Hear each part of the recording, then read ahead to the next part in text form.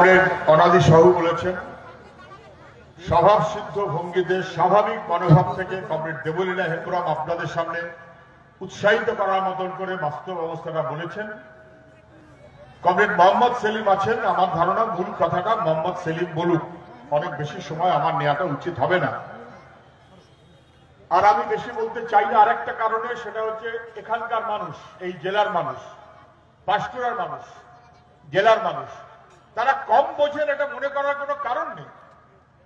Master পণ্ডিতরাই সব বোঝে, আর গ্রামের সাধারণ মানুষ, কৃষক, শ্রমিক, মজুর, তারা কম বোঝেন এটা মনে করার কোনো কারণ নেই।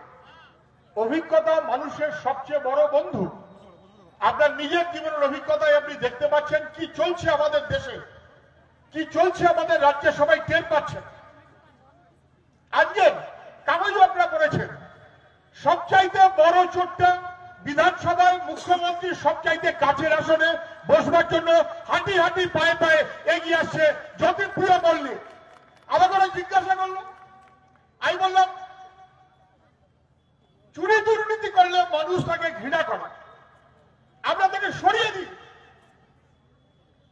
চোর হলে, দুর্নীতিগ্রস্ত হলে, দুষ্কৃতি হলে, ক্যাডর হলে, মানুষের লুট করলে তৃণমূলে তার পোস্ট বড় হয়ে যায়। এটা আমাদের রাজ্যের মানুষের কাছে দুর্ভাগ্য। দেখতে পাচ্ছেন না নিজের এলাকায় কি চলছে? যারা সাধারণভাবে মানুষের কাছে গ্রহণযোগ্য হবার কথা না, তারা সবাই বড় বড় পোস্ট, তাই নিয়ে লড়াই, কে কখন কাজ চাইতে ওপরে উঠবে। গত এক মাসে মালদা জেলায় 7টা শুট আউট হলো, শুট আউট, গুলি ইলাম চালিয়ে তৃণমূলের বড় নেতা গুলি খেয়ে মরে গেল, তৃণমূলের বড় নেতা অভিযুক্ত। তৃণমূলের এলাকার নেতা গুলি খেয়ে মরে গেল, তৃণমূলের এলাকার নেতা অভিযুক্ত। মুখ্যমন্ত্রী বলে দিলেন ডিএমএসপি। তারপর যাবার পর সেই বাড়ির যিনি মারা গেছেন তার স্ত্রী, তিনিও তৃণমূলের নেত্রী, কাউন্সিলর, তিনি বললেন বড় বড় নেতা যারা আপনার বাদিকে ডান দিকে ঘুরে বেড়াচ্ছে তারা এই খুনের জন্য অপরাধী, আপনি তাদের পারলে গ্রেপ্তার করুন। আমি বলছি এই জীবনে মুখ্যমন্ত্রী গ্রেপ্তার করতে পারবেন না, অপরাধীদের সঙ্গে নিয়েই আমাদের মুখ্যমন্ত্রী চলেন। জানেন না এখানকার মানুষ কি করলো গত কয়েকটা বছর? কোথায় আমাদের জীবনের হাল দাঁড়িয়েছে? সাধারণ মানুষ, সাধারণ মানুষ একটা সময় পেটের ভাত ছিল না, যখন বামফ্রন্ট ছিল না, গ্রামের স্কুল কলেজ লেখাপড়া দুর্বল ছিল, গ্রামের মানুষ রাখালি করত, বাঙালি করত, লোকের বাড়িতে খাটতে হতো, লেখাপড়ার সুযোগ ছিল না, গ্রামের রাস্তাঘাট গদ কাদা, যাতায়াতের ব্যবস্থা প্রায় ছিল না, আর বিদ্যুৎ দুরাবি। পশ্চিমবাংলায় বামফ্রন্টের সরকার শহরের দিকে তাকিয়ে চলেনি, পশ্চিমবাংলায় বামফ্রন্ট সরকার গ্রামের দিকে তাকিয়েছে, কৃষকের দিকে তাকিয়েছে, শ্রমিকের দিকে তাকিয়েছে, যুবক কম বয়সের ছেলে মেয়েদের দিকে তাকিয়ে পথ চলেছে। গ্রামে গ্রামে দুবেলা পেটের ভাত, পানীয় জল, গ্রামের রাস্তাঘাট, স্কুল কলেজ, যে কোনো গ্রামের বিদ্যুৎ মানে আপনি চোখ বন্ধ করে বলতে পারেন যখন জ্যোতি বোস মুখ্যমন্ত্রী, যখন বুদ্ধদেব ভট্টাচার্য মুখ্যমন্ত্রী, তার আগে আপনার গ্রামে বিদ্যুতের লাইন ছিল না। মানুষ করতে হবে, আমাদের পরের প্রজন্ম, আমাদের ছেলে মেয়ে, তাদের দিকে তাকাতে হবে। ওরা যাতে বড় হতে পারে, ওরা যাতে ভালো হতে পারে, ওরা যাতে কাজের সুযোগ পায়, ওরা যাতে লাঠি ঝাঁটা খেতে না হয়। বাবা মা এটাই চান, জীবনের সর্বস্ব দিয়ে ছেলে মেয়েকে বড় করতে চান। আর এখন আমরা কি দেখছি? চাষের জমি রেকর্ড বদল হয়ে যাচ্ছে, পর্চা চেঞ্জ, বিএলআরও অফিসে বসে টাকার খেলা হচ্ছে। আপনার জমি আপনি জানেন, সবাই জানে, জমির নাম বদল, জমির মালিক বদলে গেল, আপনি জমিচ্যুত হয়ে গেলেন। কে জানে না? গ্রামের মানুষ গরিব, চাষবাস করছে কষ্ট করে, ফসলের দাম নেই, অথচ বাজারে জিনিসের দাম লাফিয়ে লাফিয়ে উঠছে, লাফিয়ে লাফিয়ে উঠছে, চাষি দাম পাচ্ছে না। আপনি কিনবেন, আপনি 5 গুণ 7 গুণ দাম দিয়ে আপনাকে কিনতে হচ্ছে। কেন? কে জন্য দায়ী? আপনার ছেলে মেয়েকে কষ্ট কষ্ট করে লেখাপড়া করিয়েছে, চোখ বন্ধ করে আগে বলতে পারতেন যখন বামফ্রন্ট ছিল, যেমন করে বছরে একবার দুর্গাপুজো হয়, তেমন করে বছরে একবার স্কুল সার্ভিস কমিশনের পরীক্ষা হতো, ছেলে মেয়েরা মাস্টারি চাকরি পেত, বছরে যেমন একবার করে ঈদ হয়, বছরে একবার করে টেটের পরীক্ষা হতো, আমার গ্রামের ছেলে মেয়েরা কাজ পেত। বন্ধ।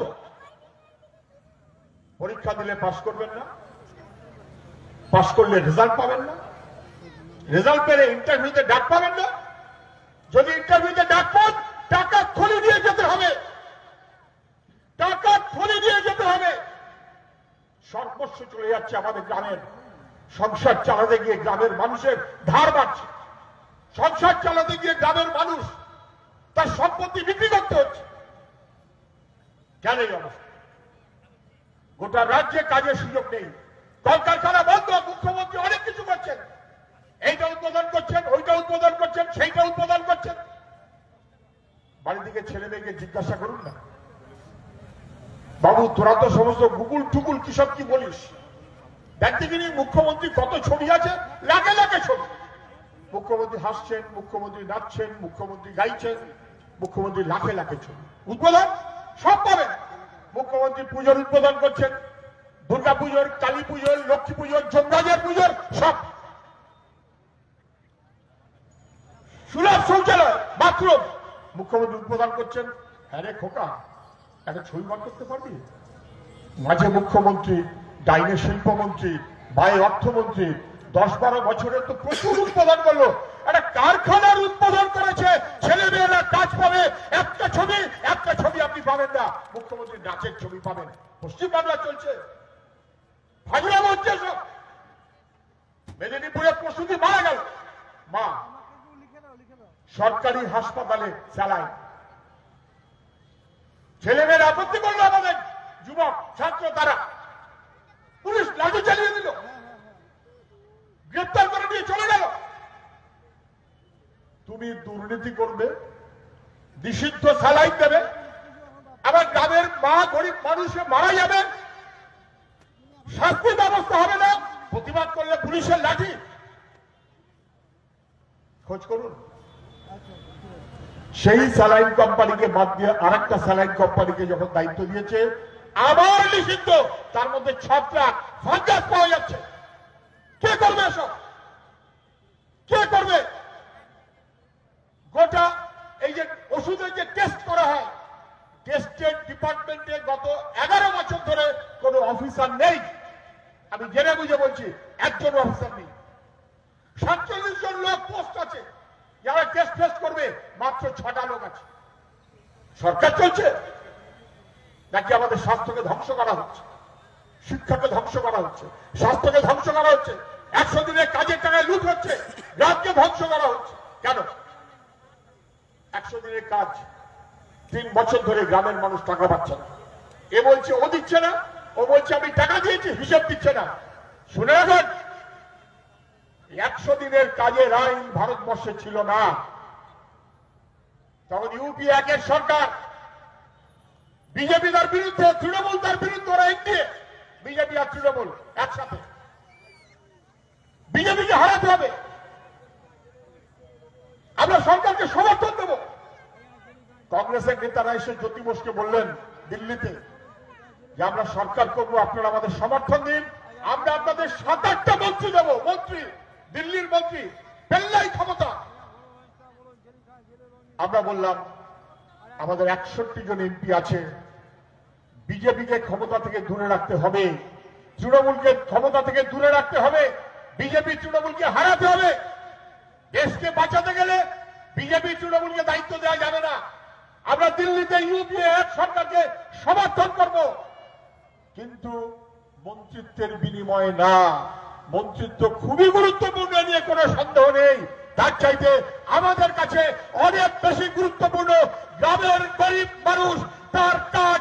100 দিনের কাজের আইন চাই, তবে গিয়ে 100 দিনের কাজের আইন হলো।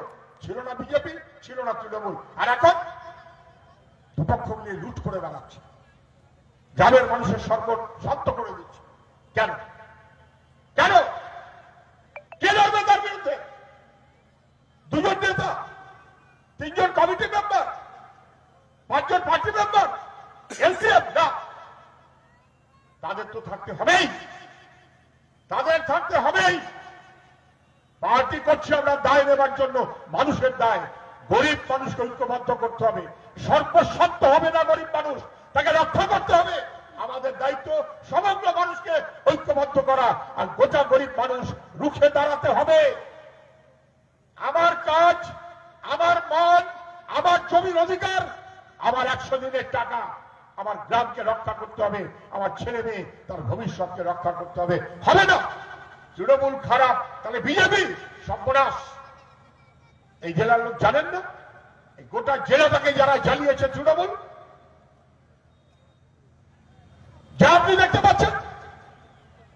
মৎস্যজীবীদের গ্রাম হলদিয়া গোটা পশ্চিমবাংলা শুধু না, গোটা ভারতবর্ষের একটা গুরুত্বপূর্ণ শিল্প কেন্দ্র হিসেবে গড়ে উঠল। হাজার হাজার লাখ লাখ লোক কাজ করেছে। কেমিক্যাল হাব হবে, অটো হাব হবে, আটকে দিল, করতে দিল না। না, পশ্চিমবাংলা কাজ করতে দেওয়া হবে না, ধ্বংস করব। বাংলাকে ধ্বংস করার এই প্রকল্প যারা নিয়েছে, তারা এখন রাজ্যের সরকার চালাচ্ছে। কি কখনো মেনে নেওয়া যায়? আমাদের পরের প্রজন্ম তার দিকে আমরা তাকাবো না? ওরা লেখাপড়া করবে, ওরা কাজকর্ম করবে, ওরা সংসারের মুখ উজ্জ্বল করবে, ওরা চারপাশের মানুষ তাকে ঐক্যবদ্ধ করবে। এটাই তো আমাদের কাজ, এটাই তো আমাদের লক্ষ্য। তার বাইরে অন্য কি হবে? না, কিছু করতে দেব না। তৃণমূলের হয়ে সেই প্রকল্পের মাথায় ছিলেন অধিকারীরা। রাজ্যের তৃণমূলের 1 নম্বর নেতার নাম যদি হয় মমতা ব্যানার্জি, 2 নম্বর নেতার নাম শুভেন্দু অধিকারী। দুয়ে মিলিয়ে সর্বনাশ করেছে, দুজনেই তৃণমূল। তার মধ্যে এখন একজন তৃণমূল, এখন একজন বিজেপি। একজন তৃণমূলে থেকে বিজেপিকে সাহায্য করছে মমতা ব্যানার্জি, আর একজন বিজেপিতে থেকে তৃণমূলকে সাহায্য করছে শুভেন্দু অধিকারী। কাজটা এক, গরিব মানুষের বিরুদ্ধে আক্রমণ করো, গরিব মানুষের বিরুদ্ধে লুট করো। তৃণমূলের নামে করলেও চলবে, বিজেপির নামে করলেও চলবে। সকালে তৃণমূল, বিকেলে বিজেপি। দেখতে পাচ্ছেন না গোটা ভারতবর্ষ? যেমন পশ্চিমবাংলা তেমন গোটা ভারতবর্ষ। যেমন পশ্চিমবাংলাতে সরকার তথ্য গোপন করে, ডেঙ্গিতে কত লোক মারা গেল হিসেব ভুল, স্কুলে কত ছেলে মেয়ে পাস করলো হিসেব ভুল, চাকরিতে কত নিয়োগ হবে হিসেব ভুল, তথ্য গোপন। দিল্লি তাই। তাহলে বুঝতে পারছেন না? 6 জন, প্রথম বলেছিল 2, তারপর হলো 3, 6 জন।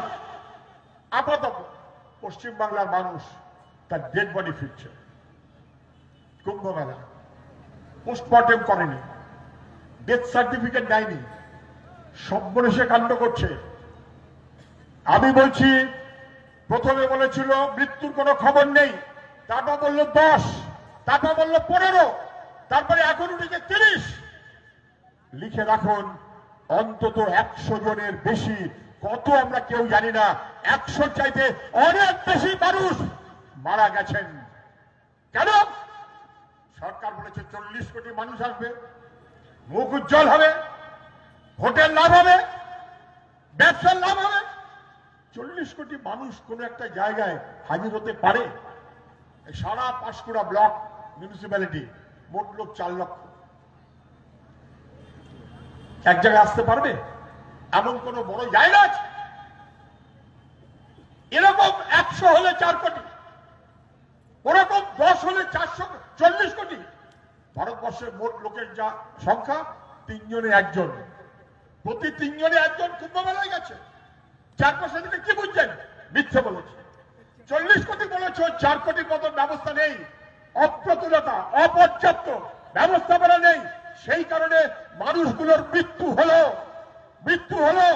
Criminal act. মোদী সরকার চুপ করে আছে। যোগীর বিরুদ্ধে মার্ডার কেস নিয়ে আসা জরুরি। মুখ্যমন্ত্রীকে বলবো, বাজার গরম না করে পারলে আমাদের মানুষগুলোর মৃত্যুর দায় ক্রিমিনাল। দিল্লিতে যারা বসে আছে, রাজ্যে যারা বসে আছে, চোরটা চিটিং বাজের দল, মানুষকে লুট করছে, মানুষের সরবরাহ করছে, আমাদের ঢুকতে হবে। আমি কথা বাড়াবো না, ঐক্য চাই। স্বাধীনতার স্বপ্ন ছিল ভারত আমার জগৎ সভায় শ্রেষ্ঠ আসন পাবে। আমাদের চাইতে পিছিয়ে থাকা চীন আমাদের চাইতে কত এগিয়ে গেল, আর এগিয়ে থাকা ভারত আমরা তার তুলনায় কত নেমে গেলাম। কেন? কেন? ছেলে মেয়েদের দিকে তাকান, পাড়া প্রতিবেশীদের দিকে তাকান, কৃষক মজুর ঐক্যবদ্ধ হবে। ওরা আমাদেরকে প্রজা করে রাখতে চায়। মানুষ যেন প্রজা। চোখ 500 টাকা দিয়েছি, মানুষ কারুর প্রজা না, মানুষ কারুর কেনা গোলাম না, মানুষ নাগরিক, তার অধিকার, আমার হক আমাকে আদায় করতে হবে। সেই লড়াই, আর সেই লড়াইতে সবচাইতে বড় শক্তি পার্টি হিসেবে সিপিআইএম অনেক চেষ্টা করেছিল। মমতা এবং শুভেন্দু অধিকারী এসে বলে দিয়েছিল, সারা মেদিনীপুরে কোথাও একটাও লাল ঝান্ডা যেন খুঁজে পাওয়া না যায়। আজকে সে দেখো পাঁশকুড়ার চারপাশ লালে লাল, লাল ঝান্ডার পর লাল ঝান্ডা। লাল ঝান্ডা মানে একটা পতাকা না, মানুষের সংগ্রাম, মানুষের দাবি, মানুষের আবেগ, মানুষের লড়াই। এই লাল ঝান্ডাকে সামনে রেখেই ভবিষ্যৎ আমাদের ছিনিয়ে আনতে হবে। এই মনোভাবে সবাই সঙ্গে থাকবেন, দায়িত্ব নেবেন। সবাইকে অভিনন্দন জানিয়ে আমার কথা আমি